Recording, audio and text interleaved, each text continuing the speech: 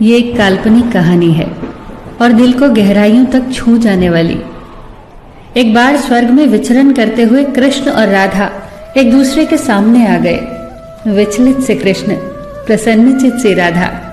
कृष्ण सकपकाए, राधा मुस्कुराई। इससे पहले कि कृष्ण कुछ कह पाते, राधा बोल उठी, कैसे हो द्वारिकाधीश। जो राधा उन्हें कान्हा कान्हा कहकर बुलाती थी, उसके मुख से द्वारिकाधीश का संबोधन कृष्ण को भीतर तक घायल कर गया।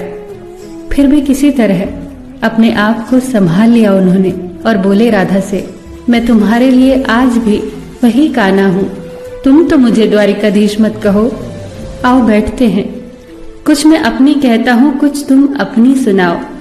सच कहूं राधा, जब जब भी तुम्हारी याद आती थी, इन आंखों से आंसुओं की बूंदें निकल आती थी।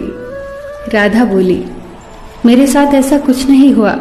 न तुम्हारी याद आई, न आंखों से आंसू बहा, क्योंकि हम कभी तुम्हें भूले ही कहाँ थे। जो तुम याद आते, इन आंखों में तो सदा तुम ही थे। कहीं आंसुओं के साथ निकल न जाओ, इसलिए रोते भी नहीं थे। कान्हा, प्रेम से अलग होने पर तुमने क्या खोया, इसका एक आईना दिखाऊं तुम्हें।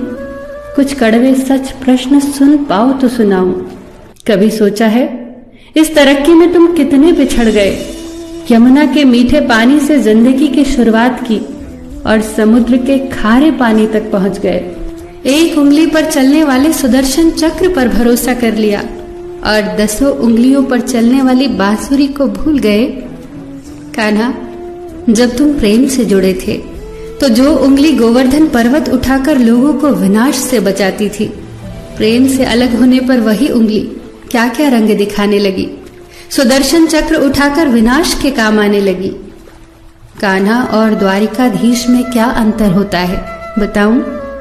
कान्हा होते तो तुम सुदामा के घर जाते, सुदामा तुम्हारे घर नहीं आता। युद्ध में और प्रेम में यही तो फर्क होता है। युद्ध में आप मिटाकर जीतते हैं और प्रेम में आप मिटकर जीतते हैं। कान्हा, प्रेम में डूबा हुआ इंसान दुखी तो रह सकता है, पर किसी को दुखी नहीं कर सकता।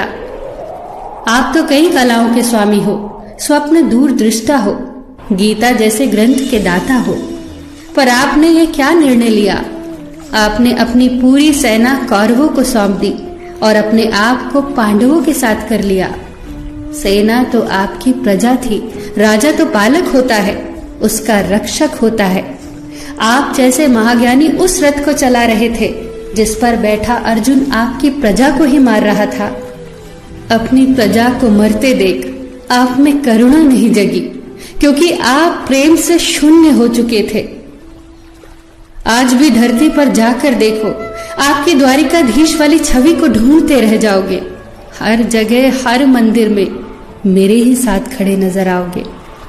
मैं जानती हूं कान्हा, लोग गीता के ज्ञान की बात करते हैं, उसके महत्व की बात करते हैं, पर धरती के लोग युद्ध वाले द्वारिकाधीश पर नहीं, प्रेम वाले कान्हा पर भरोसा करते हैं। गीता में मेरा दूर दूर तक नाम नहीं है, पर आज भी लोग उसके समापन पर राधे राधे कहते हैं। ये कहानी काल्पनिक जरूर है, पर इसके भीतर छिपी सीख बहुत महत्वपूर्ण है। श्री कृष्ण के पास कभी किसी प्रश्न का उत्तर ना हो, ऐसा तो हो ही नहीं सकता, परंतु राधा द्वारा लगाए गए प्रश्न चिन्हों पर कान्हा मौन रहे। यही तो है प्रेम में समर्पण का भाव। पराक्रम में हमें हर किसी को हराना होता है, तब भी हम जीतकर भी हार जाते हैं, परंतु प्रेम में एक ही कईयों का दिल जीत लेता है। सही कहा है कि छोटी सी उंगली पर पूरा गोवर्धन पर्वत उठाने वाले भगवान श्री कृष्ण छोटी सी बांसुरी को दोनों हाथों से पकड़ते थे। फिर मिलेंगे दोस्तों अगली कहानी के साथ। तब तक के लिए अपना ख्याल रखना और हमेशा मुस्कुराते रहना।